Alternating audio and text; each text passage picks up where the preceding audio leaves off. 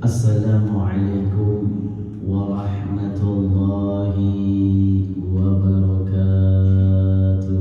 Waalaikumsalam warahmatullahi wabarakatuh. Innal hamdalillah nahmaduhu wa nasta'inuhu wa nastaghfiruhu wa na'udzu billahi min shururi anfusina wa min sayyiati a'malina may yahdihillahu fala mudilla lahu wa may yudlil fala hadiya lahu. Asyhadu an la ilaha illallah wahdahu la syarika lahu wa asyhadu anna sayyidana Muhammadan 'abduhu wa rasuluhu la nabiyya ba'dahu. Allahumma salli wa sallim wa barik wa karrim wa 'azzim wa takarram wa tahannan ala sayyidina wa maulana Muhammadin Sallallahu alaihi wasallam. miftah bab rahmatillah 'adada ma fi ilmillah. Salatan wa salaman daimaini bi dawami mulkillah wa ala alihi wa sahbihi wa barik wa sallim ajma'in. Alhamdulillah thumma alhamdulillah. Nikmat yang sangat besar yang Allah Ta'ala berikan kita di pagi hari yang berkah ini adalah nikmat Allah Ta'ala kumpulkan kita untuk sholat subuh berjamaah. Tapi perlu diperhatikan ibu bapak, kadang-kadang kita yang ibadah tapi anak kita masih tidur di dalam rumah. Kita berbuat baik tapi kita tidak mengajak anak-anak kita. Makanya keluarga itu terpenting dalam hidup kita. Makanya Allah Ta'ala nyatakan dalam Al-Quran, ku anfusakum wa ahlikum naro. Jagalah dirimu dan keluargamu daripada amal-amal yang bisa menyebabkan mereka masuk ke neraka. Maka dari itu ibu bapak, alhamdulillah, khususnya jamaah daripada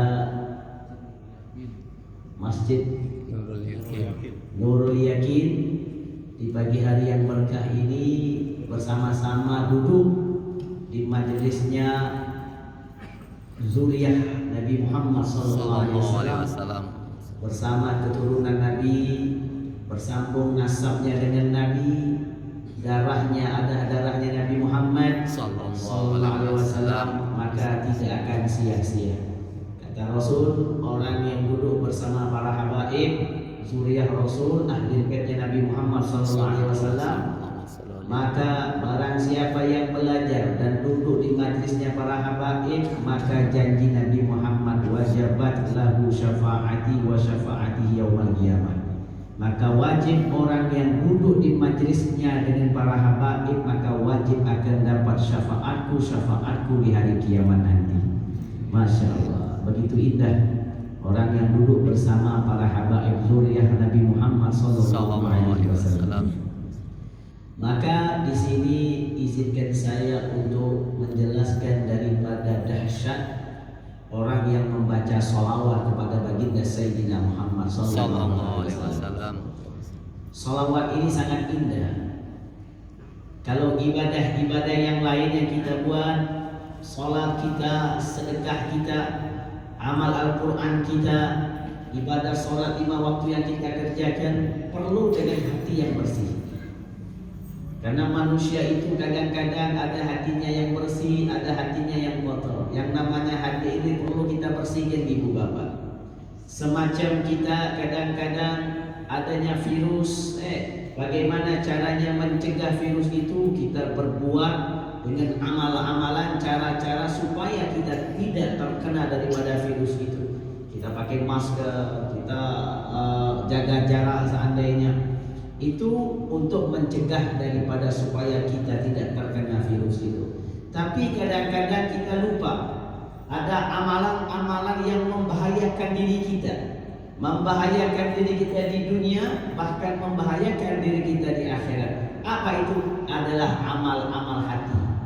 Makanya hati ini perlu dibersihkan daripada sifat dengki, sifat riya, sifat hasad, sifat sombong. Itu bersihkan. Kenapa? kalau seandainya ada penyakit-penyakit ini di dalam diri kita, yang dikhawatirkan yaitu adalah amal-amalan sholat yang kita kerjakan, sholat subuh, sholat isya, zuhur, asar, dan ibadah-ibadah yang lain, dikhawatirkan amal-amal itu tidak akan diterima oleh Allah. Kenapa? Karena Al-Imam Ruslan menyatakan dalam kitab Zubat, wa kullu man bighairi ilmi ya'malu a'maluhu mardudatun la tuqbalu. Setiap amal-amal kalau tanpa ilmunya, maka amal itu tidak akan diterima oleh Allah Subhanahu wa taala. Kenapa? Karena Allah taala melihat bukan amal kita, tapi tergantung dengan hati kita. Innallaha la yanzur ila a'malikum walakin yanzur ila niyatikum. Allah itu melihat kita punya hati.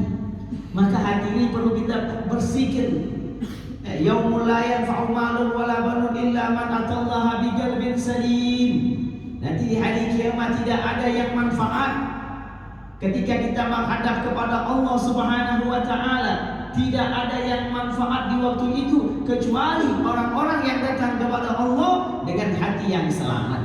Selamat daripada apa? Selamat daripada sifat hasad, dengki, riya, sombong, penyakit-penyakit hati yang dalam diri kita, keluarkan dan bersihkan sehingga Anda akan diselamatkan oleh Allah Subhanahu wa taala. Maka kalau ibadah-ibadah yang kita kerjakan, kalau ada penyakit-penyakit hati, maka itulah yang dikhawatirkan ibadah kita tidak diterima oleh Allah. Tapi Pak, Bu, ada amalan yang hebat. Walaupun di hati kita banyak penyakitnya, banyak kotorannya, tapi dengan amalan ini, maka amalan itu akan sampai kepada Allah dan sampai kepada Rasulullah SAW. Amalan apa? Amalan sholawat kita kepada baginda Sayyidina Muhammad Sallallahu alaihi wasallam. Maka sholawat ini Pak, Bu, yang menyelamatkan kita nanti di alam kubur. Bahkan ada satu hamba, dia meninggal dunia, dimasukkan oleh Allah ke alam kubur. Di waktu itu di dunia ada yang menemaninya, istrinya, anak-anaknya, keluarganya, ibu bapaknya. Faiza ja'ajaluhum, ketika datang ajal mereka, kematian mereka, dibawa jenazahnya sampai ke alam kuburnya, kemudian diletakkan di kuburannya. Kemudian lari semua ahli keluarganya yang mencintainya, semuanya lari.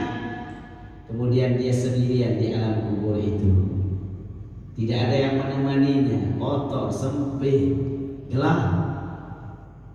Ketika datang malaikat Munkar wa Nakir, datang malaikat itu ke alam kubur dia, menanyai kepada dia. Bahkan ada seorang hamba, saking di dunianya dia banyak maksiat kepada Allah, lupa kepada Allah Subhanahu wa taala. Bayangkan ketika datang bayangan-bayangan malaikat ini, sudah mengkhawatirkan hatinya, sudah menakutkan hatinya, sehingga lisannya diberatkan oleh Allah Subhanahu wa taala. Itu baru bayangan malaikat, belum malaikatnya datang kepada dia. Bagaimana kalau malaikat datang kepada orang itu bertanya dengan tanya, "Man Rabbuk?" Siapa Tuhanmu? Ketika dia melihat malaikat itu gemetar, takut dia, berat lisannya untuk melafalkan kalimat Allah. Tapi Allah Ta'ala kirimkan satu malaikat. Malaikat itu datang ke alam kuburnya, mendampingi di sampingnya, menghijab, menutupkan matanya daripada pandangan dua malaikat itu. Lalu malaikat ini mentalkinkan, "Qul Allahu Rabbi," katakan wahai hamba, Tuhanmu adalah Allah Subhanahu wa taala. Tak kala malaikat ini ingin pergi, dipegang oleh hamba itu bahunya. "Siapa kamu?" "Saya adalah malaikat yang Allah kirimkan kepada saya untuk membantumu karena kamu di dunia tidak pernah lupa membaca sholawat atas Sayyidina Muhammad Sallallahu alaihi wasallam. Begitu indah orang yang membaca sholawat kepada Rasulullah Sallallahu alaihi wasallam. Allahumma shalli alaihi. Makanya ibu kita punya lisan. Allah ciptakan lisan kita ini untuk apa? Untuk perbanyak memuji Sayyidina Muhammad Sallallahu alaihi. Allah ciptakan kita mata untuk apa? Berharaplah mata Anda masih sehat. Berharaplah Anda punya mata. Minta kepada Allah, "Ya Rabb, izinkan mata kami untuk memandang wajah Sayyidina Muhammad." Sallallahu alaihi wasallam. Allah Ta'ala ciptakan kita tangan untuk apa? Minta kepada Allah, ya Rabb, jadikan tangan kami ini bisa mencium tangan Sayyidina Muhammad. Allahumma sholli alaihi. Makanya ibu bapak, ketika Allah Ta'ala bertanya kepada Sayyidina Rasul, laulaka ya Muhammad ma khalaqtul aflak. Kalau bukan karena engkau ya Rasulullah, tidak akan aku ciptakan dunia dan semestanya. Lalu Nabi Muhammad berkata kepada Allah, bertanya kepada Allah, ya Rabb, kalau saya engkau ciptakan untuk siapa? Maka Allah berkata, anta li wa habibi, engkau itu punyaku dan kekasihku wahai Muhammad. Lalu Allah tanya kepada Rasul, ya Muhammad, kalau dunia dan seisinya aku ciptakan karenamu dan kau kuciptakan untukku dan kekasihku, lalu saya Allah untuk siapa wahai Muhammad? Terdiam Nabi dan tertunduk Nabi Muhammad tidak bisa menjawab. Lalu Allah berkata kepada Nabi, wahai Muhammad, saya Allah untuk hamba-hambamu, umatmu yang tidak pernah lupa selalu membaca sholawat ke atasmu. Shallu ala Nabi Muhammad. Allahumma sholli alaihi. Allah yang menciptakan kita akan ada kepada kita bila mana kita selalu membaca sholawat kepada Sayyidina Muhammad sallallahu alaihi wasallam. Makanya ibu bapak pernah baca kitab Burdah, Burdah Imam Busiri. Burdah ini bu dikarya oleh Imam Busiri, ya, yang kita dengar itu ada 10 pasal. Maulaya shalli wa sallim daiman abadan ala habibika khairil khalqi kullihim bi'anin tadal urijiranin bidhi salami mazattada ma'an jaramin muglatin bidami. Makanya kalau di Batam ini ada majlis burda, dibacakan burda, datang hadir. Kenapa? Karena burda itu mujarrab. Kenapa mujarrab? Karena Imam Busiri dulu kena penyakit lumpuh, stroke, berobat ke sana ke sini tidak sembuh. Beliau ini termasuk orang yang membuat syair yang memuji para raja-raja supaya dapat duit bisa berobat, tapi berobat ke sana ke sini tidak sembuh. Maka di waktu malam Imam Busiri tertidur. Dalam tidurnya dia mimpi Nabi Muhammad SAW. Kata Nabi, wahai Busiri, buatkan pujian-pujianmu untuk aku. Lalu dikaranglah dalam mimpi itu, Maulaya sholli wa sallim daiman abada ala habibika khairil khalqi kullihim, sampai kepada bait fama belaul ilmi fihi annahu basyarun. Stop dalam bait itu. Lalu yang meneruskan bait itu, qasidah itu adalah Sayyidina Muhammad sallallahu alaihi wasallam sampai akhir dalam bait itu. Lalu dibukalah selendang Nabi Muhammad, diselimuti selendang Rasulullah seluruh badan Imam Busiri. Lalu Imam Busiri bangun dari tidurnya sembuh daripada penyakit stroke-nya. Kenapa? Sebab karena beliau dalam diri beliau selawat kepada Sayyidina Rasulullah sallallahu alaihi wasallam. Makanya itu kehebatan orang yang selawat, yang memuji Nabi Muhammad sallallahu alaihi wasallam. Pernah lagi diceritakan dalam kisah Al-Imam Sufyan Al-Thawri. Beliau pernah waktu itu ingin tawaf, sampai ke Ka'bah pengen tawaf. Ketika di Ka'bah itu beliau melihat ada seseorang anak kecil yang tawaf, satu tawaf salawat kepada Nabi Muhammad, 2 kali tawaf salawat kepada Rasulullah, yang ketiga kali keliling salawat sama Nabi Muhammad, 7 kali dia tawaf yang dia baca hanya salawat, salawat, salawat, salawat kepada Sayyidina Muhammad. Kaget Imam Sufyan, kok ini anak kecil baca salawat terus? Sedangkan kalau tawaf itu ada zikir-zikir, ada doa-doa yang warid yang datang langsung kepada Rasulullah yang harus kita baca ketika kita hajar Aswad, di Ruknul Yamani, di Maqam Ibrahim, di Hijr Ismail, ada zikir-zikir yang harus kita baca. Tapi Imam Sufyan melihat anak kecil ini 7 kali keliling tawaf yang hanya dia baca solawat, solawat, solawat, solawat kepada Sayyidina Muhammad sallallahu alaihi wasallam. Lalu datang Imam Sufyan menghampirinya, ditanya, wahai anak kecil, anak muda, saya tadi melihat kamu 7 kali keliling tawaf hanya salawat yang kau baca. Kenapa engkau tidak membaca doa-doa yang warid daripada Rasul? Maka anak kecil tadi bertanya, siapa kamu?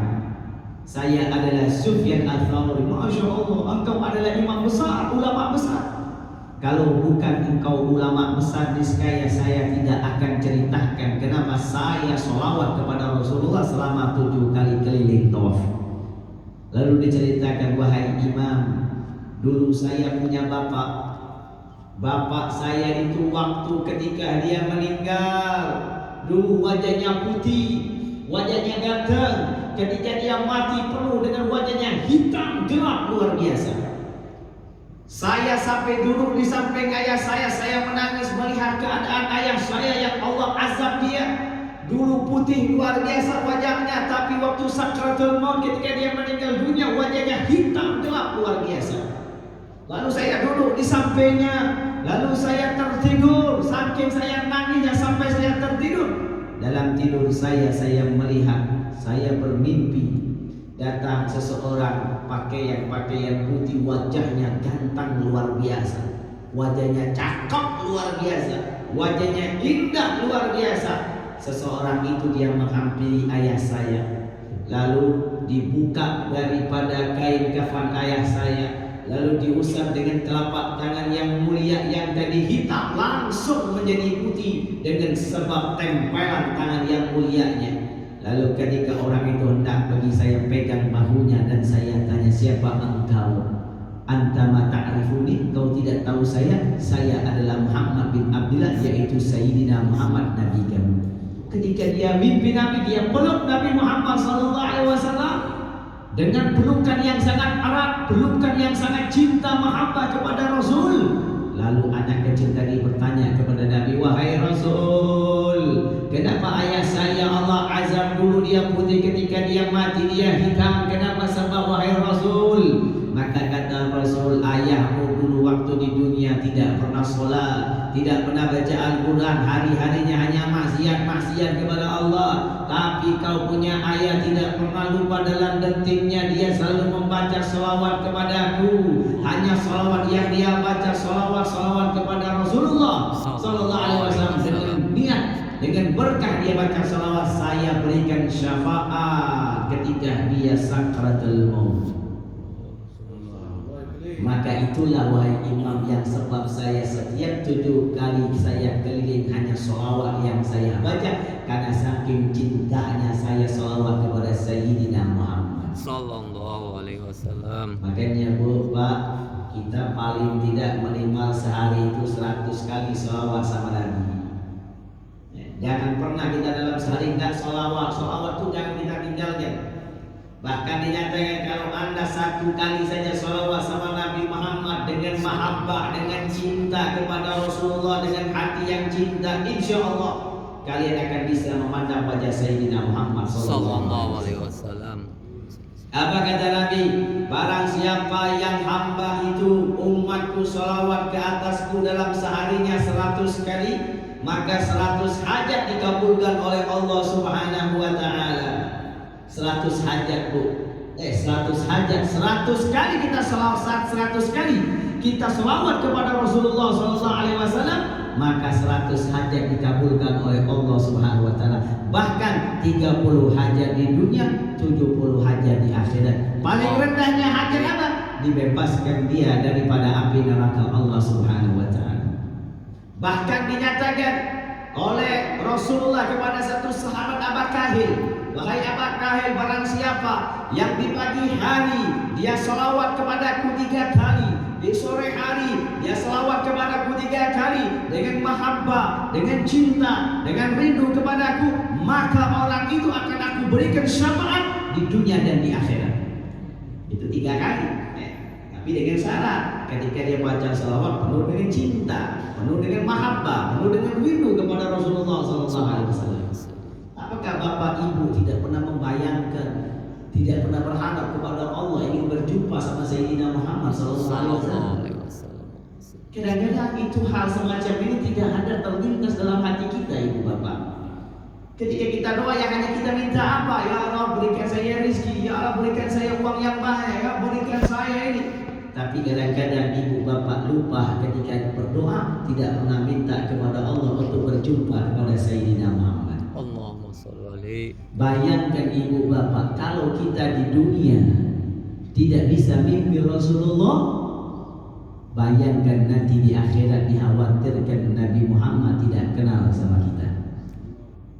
Bayangkan nanti di padang mahsyar, ketika kita ini bakal mati semua ibu bapak, kita ini bakal mati, tinggal kita nunggu kapan giliran kita. Kira-kira kalau saya tanya kepada ibu bapak, sudah siap mati semua? Kira-kira kalau saya tanya, sudah siap mati semua? Belum. Kadang-kadang ada yang jawab belum, Habib. Harus siap. Kenapa? Karena mati itu akan datang kepada kita. Tinggal kita tunggu kapan takdir datang daripada Allah. Nanti di padang mahsyar kita semua akan kumpul di padang mahsyar. Di waktu itu sangat panas, luar biasa, tidak ada air minum. Bahkan Allah tanya kepada Nabi Musa, wahai Musa, mau tidak kamu nanti di padang mahsyar, kamu tidak akan merasakan kehausan? Maka jawab oleh Nabi Musa, mau ya Rabb apa? Akhlis sholat ala Muhammad, perbanyak engkau sholawat kepada Sayyidina Muhammad.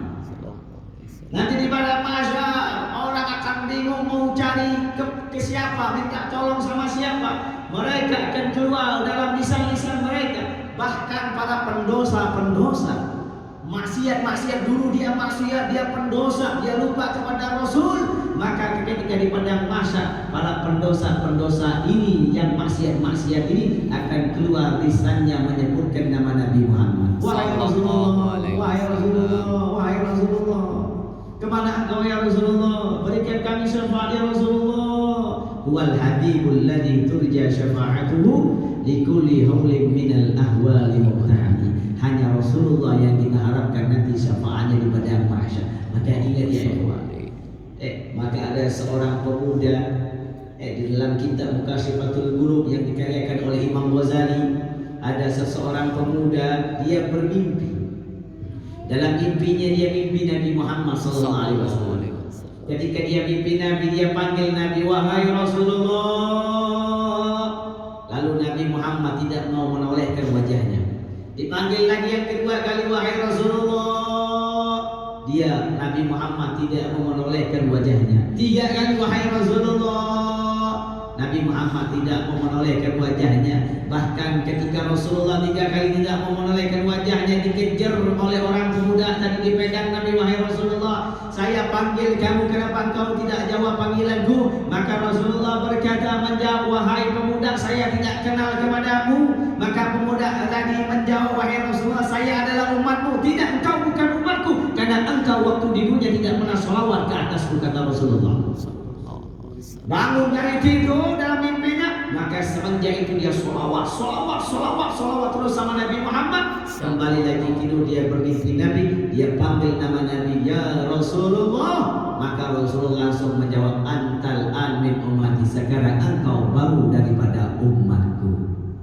Bayangkan ibu bapak nanti kalau di padang mahsyar, kalau kalian panggil nama Nabi Muhammad, ya Rasulullah, lalu Nabi Muhammad tidak mau menolehkan wajahnya kepada kalian dan tidak kenal kepada kalian, mau kemana kalian nanti di padang mahsyar? Ketika Rasulullah tidak kenal kepada kalian, mau kemana kalian, mau arah kemana, mau minta tolong kepada siapa? Bahkan surga Allah ciptakan karena Nabi Muhammad, dunia Allah ciptakan karena Nabi Muhammad. Maka dari itu perbanyaklah kalian sholawat kepada Sayyidina Rasulullah sallallahu alaihi wasallam. Maka saking hebatnya sholawat, dalam sholawat itu termasuk daripada rukun sholat. Maka dalam sholawat itu apa yang harus kita baca? Allahumma sholli ala Sayyidina Muhammad wa ala ali Sayyidina Muhammad wa ala alihi. Apa itu wa ala alihi? Yaitu adalah keluarga Nabi. Beda kalau bapak tidak baca wasahbihi. Kalau wasahbihi itu kalau tidak baca tetap sholawatnya akan sampai kepada Rasulullah. Wasahbihi itu hanya menyempurnakan sholawat. Tapi kalau anda tidak membaca wa ala alihi, tidak membaca daripada keluarganya Nabi Muhammad, maka sholawat anda batrok, tidak akan sampai kepada Rasulullah SAW. Itu kehebatan daripada keluarga Nabi Muhammad. Siapa keluarga Nabi Muhammad? keluarga Nabi Muhammad, yaitu adalah daripada Rasulullah punya anak Sayyidah Fatimah. Sayyidah Fatimah punya anak namanya Sayyidina Ali bin Abi Thalib, yang mana kedua orang ini kawin, yang dikawinkan oleh Allah waktu di langit yang paling tinggi, lalu diperintahkan oleh Allah, Muhammad engkau kawinkan mereka di bumi. Kawin kedua orang ini didoakan oleh Nabi. Apa doa Nabi Muhammad? Allahumma akhrijhuma dzurriyyah katsirah thayyibah. Ya Allah, keluarkan dari kedua orang ini keturunan yang banyak dan yang baik. Punya anak namanya Sayyidina Hasan dan Sayyidina Husain. Dari sinilah keturunan Nabi Muhammad sallallahu alaihi wasallam sampailah di bumi ini. Di dunia ini ada 73 kabilah, yang mana mereka ada daripada Sayyidina Husain, yang ada juga ada daripada Sayyidina Hasan. Maka dari itu ibu bapak yang dimuliakan oleh Allah Subhanahu wa taala, maka beruntung saya ucapkan sekali lagi kepada ibu bapak, beruntung kalian di pagi hari ini duduk di majlisnya para habaib keturunan Nabi Muhammad sallallahu alaihi wasallam. Kalau anda pengen selamat di dunia dan di akhirat, hanya dua perkara yang anda amalkan. Pertama, salawat yang banyak sama Nabi Muhammad. Yang kedua, cintai keluarga Nabi Muhammad. Kenapa? Siapa yang perintahkan kita untuk cinta kepada keluarga Nabi Muhammad? Al-Quranul Karim. Apa yang Allah nyatakan dalam Al-Quran? Qul la as'alukum alaihi ajran illal mawaddata fil qurba. Katakan wahai Rasul, kata Allah, Nabi Muhammad berkata kepada umatnya, saya Nabi Muhammad tidak minta apa-apa daripada kalian. Saya tidak minta upah, saya tidak minta kekayaan. Tapi apa yang diminta oleh Nabi Muhammad kepada umatnya? Saya minta kepada kalian, yaitu adalah mawaddah, mahabbah, mawaddah, cintai, hormati daripada keturunan-keturunanku, kata Sayyidina Rasulullah sallallahu alaihi wa ala alihi wasallam. Kita cinta sama mereka, duduk di majlis mereka, menghormati mereka, sama kita akan dapat daripada kecintaan Sayyidina Rasulullah sallallahu alaihi wa ala alihi wasallam. Maka saking hebatnya ahli baitnya Rasulullah, di dalam salawat harus kita baca wa ala alihi. Kalau kita tidak baca wa ala alihi, maka salawat kita batrok, salawat kita tidak akan sampai kepada Sayyidina Rasulullah sallallahu alaihi wa ala alihi wasallam. Makanya ibu bapak, saking hebatnya salawat itu, Allah Ta'ala saja dalam Al-Quran salawat kepada Nabi Muhammad, innallaha wa malaikatahu yusalluna ala nabi ya ayyuhalladzina amanu sallu alaihi wa sallimu taslima. Sallallahu ala Muhammad sallallahu alaihi wasallam. Sallallahu ala Muhammad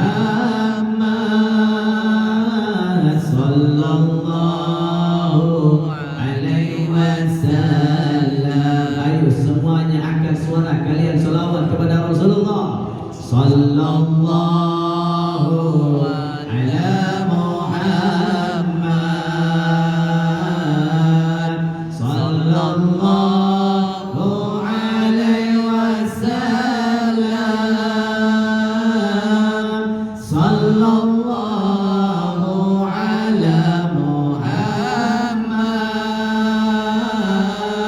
sallallahu alaihi wasallam.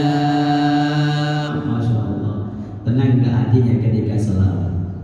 Tenang ke hatinya ibu bapak ketika salawat? Makanya Pak, kalau bapak diomali sama istrinya, obatnya cuma satu, salawat sama Nabi Muhammad. Baru sampai di rumah diomelin sama istrinya, dimarahin sama istrinya.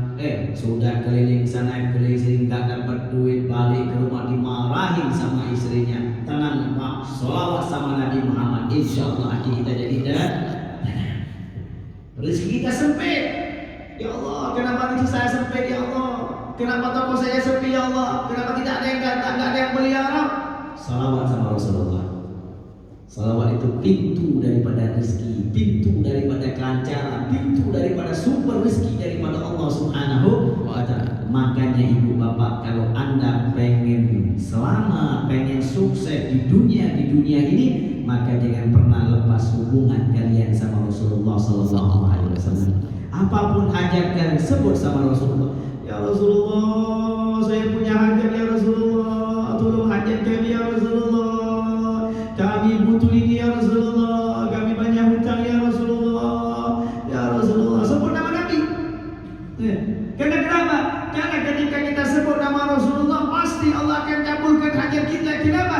Karena yang kita sebutkan adalah suatu nama yang mana nama ini yang paling dicintai oleh Allah Ta'ala. Saking cintanya Nabi Pak kepada Rasul, di dalam Al-Quran ada tidak Allah Ta'ala panggil nama Nabi Muhammad dengan nama Muhammad. Bapak baca Quran? Baca Quran nggak kira-kira? Ibu baca Quran bu? Kalau baca Quran kira-kira di dalam Al-Quran ada tidak Allah Ta'ala panggil nama Nabi Muhammad dengan nama Muhammad? Kalau selain Nabi ya Pak, Ibrahim, Musa, Isa, Nuh, Lut dipanggil dengan nama-nama mereka. Tapi ketika Allah panggil Nabi kita tidak dengan namanya, Allah panggil Nabi kita dengan penghormatan, pengagungan, kecintaan. Apa Allah panggil Nabi Muhammad dalam Al-Quran?